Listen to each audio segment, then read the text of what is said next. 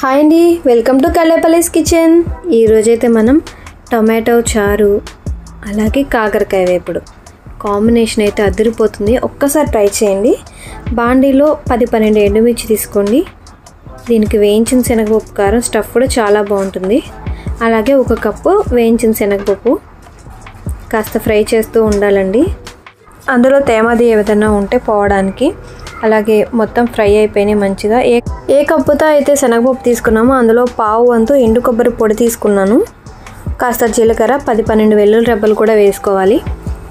బాండీలో ఫ్రైకి సరిపడా కాస్త ఆయిల్ తీసుకుని కాకరకాయకి తోడేలన్నీ కట్ చేసుకోవాలి. అలాగే మధ్యలో ఘాటు పెట్టుకోవాలి. మనం వేయించిన పొడి ఉంటుంది కదా, అది స్టఫ్ చేసుకోవడానికి. అలా తిప్పుకుంటూ వేయించుకుంటూ ఉండాలి. కాస్త మగ్గడానికి మూత పెట్టాలి. మధ్య మధ్యలో తిప్పుకుంటూ ఉండాలి. ఫ్రై అయిపోయాక ప్లేట్లోకి తీసుకొని చల్లారిన తర్వాత మనం వేయించిన శనగపప్పు కారం ఉంది కదా, అది స్టఫ్ చేసుకోవాలి. స్టఫ్ చేసినాక పెద్ద ప్రాసెస్ ఏమి ఉండదండి, ఒక 5 మినిట్స్లో అయిపోతుంది. ఆ కారపొడిని మనం ఇడ్లీలోకి వేసుకోవచ్చు. చాలా రుచిగా ఉంటుంది, మంచి వాసన కూడా వస్తుంది. ఈ కాకరకాయలు తిన్నారంటే కనుక కాకరకాయలు ఇష్టం లేని వాళ్ళు కూడా తినేస్తారు.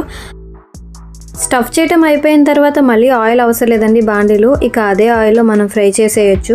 లాస్ట్లో మిగిలిపోయిన పొడి ఉంటుంది కదా, అదే పైన వేసేసి మూత పెట్టేసుకోవడమే. ఒక 5 మినిట్స్ ఆగాక ఆఫ్ చేసుకోవడమే గ్యాస్. అయిపోతుంది మన కాకరకాయ ఫ్రై. ఇప్పుడైతే మనం రసం ప్రిపేర్ చేసుకుందాం.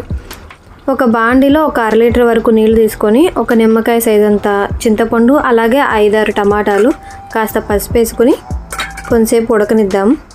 బాగా మరుగుతూ ఉండగా ఒక 2-3 స్పూన్స్ రసం పొడి, కందిపప్పు, ధనియాలు, జీలకర్ర, అలాగే వెల్లుల్లి, ఆ 4 కలిపి మిక్సీ చేసుకున్నాను. బాగా మరిగిన తర్వాత కుక్ అయిపోతుంది టమాటో. మనం మ్యాషర్తో చక్కగా మ్యాష్ చేసుకోవడమే. ఇక తాలింపు వెల్లుల్లి, 5-6 ఎండుమిర్చి, అలాగే కరివేపాకు, జీలకర్ర, ఆవాలు, మెంతులు మంచిగా వేసేసుకోవాలి. ఈ తాలింపు నెయ్యితోనే బాగుంటుందండి. అలాగే ఇంగువ లేకుండా రసం పప్పు ఉండవు. ఆ తాలింపును మనం రసంలో కలిపేసుకోవడమే.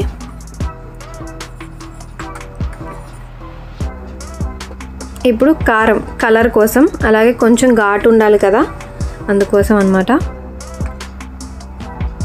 ఇదే స్టేజ్లో ఉప్పు కూడా సరిచూసుకోవాలి. ఇందులో కొంచెం 1 స్పూన్ పంచదార లేదంటే చిన్న బెల్లం గడ్డ వేశారంటే అసలు అమృతంలాగా ఉంటుంది రసం అయితే. ఒక్కసారి ట్రై చేయండి.